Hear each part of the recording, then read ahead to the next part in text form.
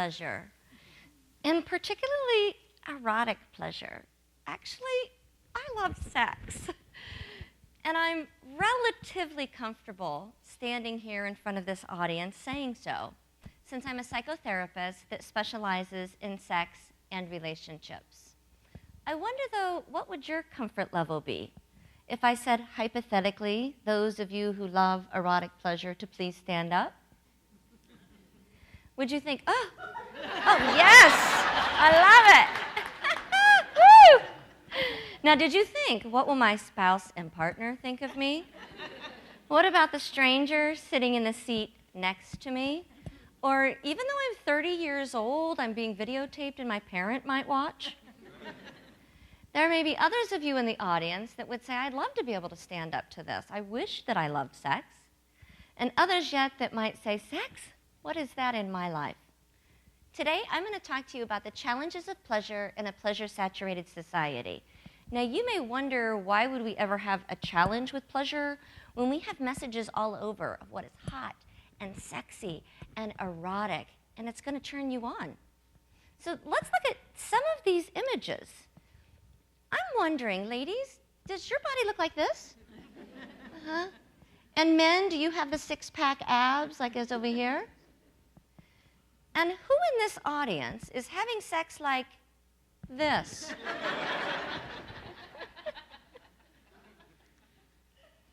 Anyone here having a 1-hour orgasm or 2-hour orgasm? Because I see that on the magazine covers. Have you guys ever seen that?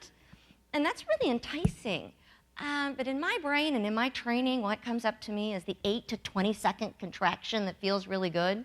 And now for us ladies, we can get the 8 to 20 seconds. We take a breath, we get 8 to 20 seconds more. But when we're talking about an hour, not really. And now men, I'm going to address this to you. What do you think about the rate of ejaculation? Do you think you're ejaculating at 28 miles an hour? Uh-huh. Because actually you are. Did you know that?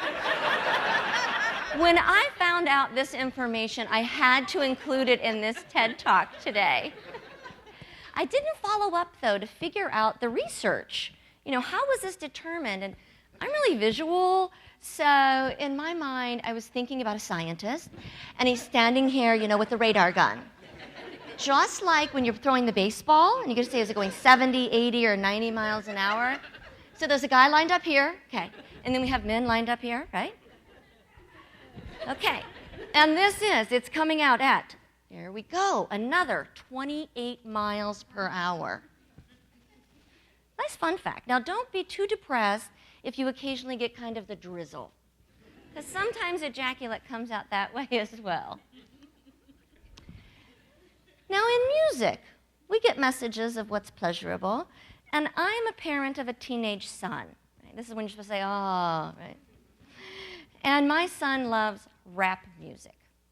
And in rap music, to me, 3 main things come to mind. And that is all the ladies they're having sex with, and their particular bodies of what these ladies look like. I don't hear, though, female rappers talking about all the men that they're having sex with, or women. And then they're talking about all this money. They've got money everywhere, and let's get high. And I think that's one heck of a message to send that says this is pleasure in our world. Now, most of us, when we think of erotic pleasure and we think of media and society, we put together porn. And I'm not going to put any porn images up here, because I'm going to let you visualize, right? And usually when I say, okay, in your mind, think about porn, you think about the bodies and their positions, and how easily the women have orgasms, and how long the men can go without having one. And so not only are they ejaculating at 28 miles an hour, but it's going 8 to 10 feet, and it's hitting the lampshade. Now, I found a cartoon of a woman, and she's standing like this, and she's holding a very large penis, like, this to the floor, very large penis. And so I was wondering, is this a Godzilla penis and an average woman standing here, admiring and hugging and holding? Or is it a typical man with an erect penis of 5 to 6 inches, and it's a little bit of a Tinkerbell hug that they're getting? So even though that's a cartoon, and I really laughed at it, does really the message, is it that off from what we actually receive in pornography, right? Now here's an image that's relatively benign, and I find it kind of sexy. I mean, when I look at this, I think she is in the throes of pleasure. I really kind of want to look like this and experience this, right? So you think, oh, she's having an orgasm. And when I look there and I think about myself, it's more like this. This is more about how I look when I'm having an orgasm. So it's a bit of a vinegar face, and even one-eyed sometimes if it's really good, right? So even something as generic or benign as a woman experiencing pleasure here, we still aren't meeting that criteria. I'm wondering, why do you have sex? Are you having sex to get and to gain and to get off and to get some more and to conquer and to come? Because if you are, actually you're losing. And what you're losing is the ability to really hold on to your own erotic power, to be able to explore, to delight, to expand, and to be in this moment. So if you think sex equals orgasm, then my recommendation is just stay home and masturbate. I mean, that is a near guarantee of an orgasm. I don't have to brush my teeth. I can go as fast as I want or nice and slow, right? I can stay focused on a particular image and be obsessed. Because like I said, if you want an orgasm, go ahead and go for the self-pleasure. And this reminds me of a story of about 20 years or so ago. I'm at college. I'm attending a party with my sorority sisters, and I'm drinking a fair amount of Mickey's malt liquor. And the reason is in 1992, Mickey's malt was kind of the thing to drink. So I'm going to this party, and I'm drinking some Mickey's, and I'm talking about masturbation.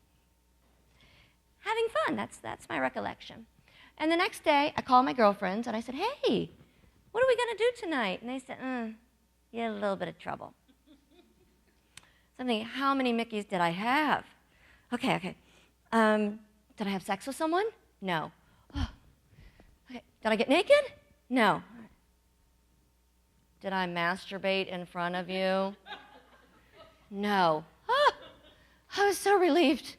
So what I realized is that even 20 years later, I'm going to stand on this stage and recommend masturbation to you.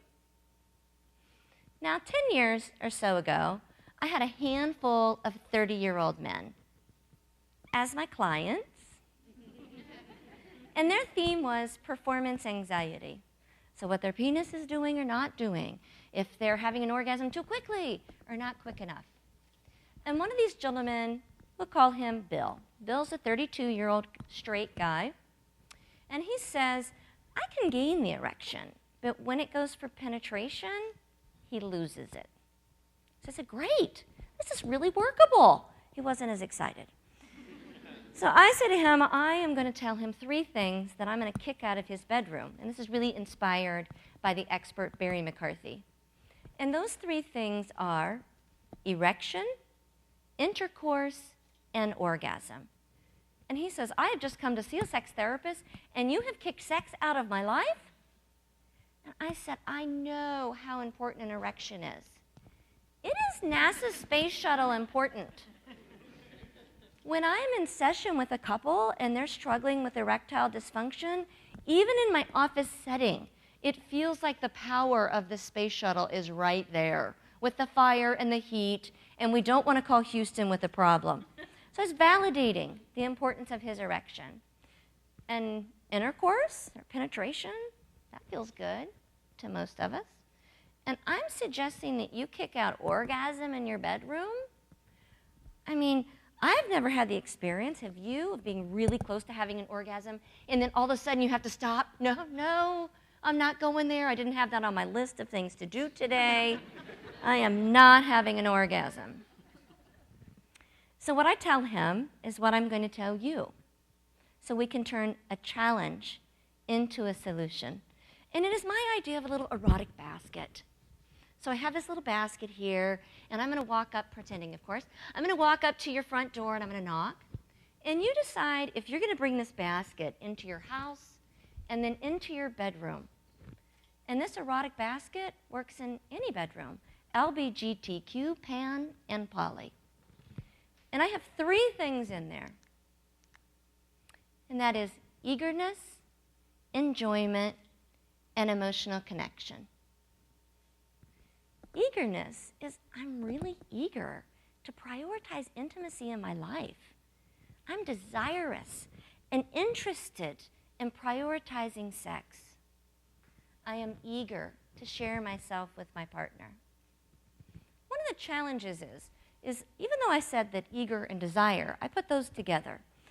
In our society, we put desire and horniness as synonymous, and they're really not. Because if you're in a long-term monogamous relationship and you're the lower libido partner and you're waiting until you're horny to have sex, you might be waiting like 3 weeks, 3 months, 3 years before that you're sexual. And I don't want that for you. No. I want you to change your thinking so it's a conscious choice in being eager to share yourself. Next is enjoyment. Instead of worrying about what your penis is or is not doing, or I'm having trouble getting to the orgasm, I'm doing a lot of work and I'm still not getting there, I want you to ask yourself this question. Does this touch feel enjoyable? Do I enjoy the giving and the receiving? Am I enjoying seeing my partner's face and their experience of pleasure? Lastly, here is emotional connection. We can have a fun, consensual one-night stand. Yet if you want lasting erotic pleasure, this emotional connectedness, it's key. And that's communication, compassion, respect, emotional safety, trust, patience, and time. This takes time to develop, and it's worth it. Okay, I've got my basket still, okay? And it's a pretty large one. And I'm going to include in here some other behaviors. And those are things with our mouth and our fingertips and our full body, an adult, safe, sane, consensual manner that really explores all that feels good. Now you might think, okay, she's trying to put eagerness, enjoyment, and emotional connection in this basket and then foreplay. That's really what she's talking about. I'm aware I need to be doing more in the foreplay area, right? And what I'm going to say to you is I can't stand the word foreplay. And the reason is because it's like a fluffer. It is preparing you for the big event of intercourse, right? And in this attempt of preparation for intercourse or penetration, you're losing out on all this other really feel-good stuff. So I want you to focus on that feel-good. Bill says to me, I want all 6. And I said, all 6 are nice. Erection, intercourse, orgasm, eagerness, enjoyment, emotional connection. But all 6 aren't necessary for you to really experience erotic pleasure. I said, 2 of those things, the erection and intercourse, is what led you to sitting on my sofa today.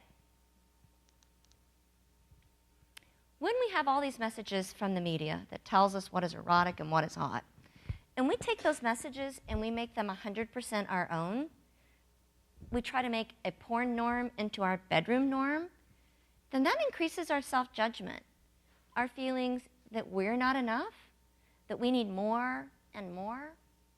What I recommend to you is for you to take some of these messages from the media and society and take 10% of it so that 90% you can play and explore and experience enrapturement and delight.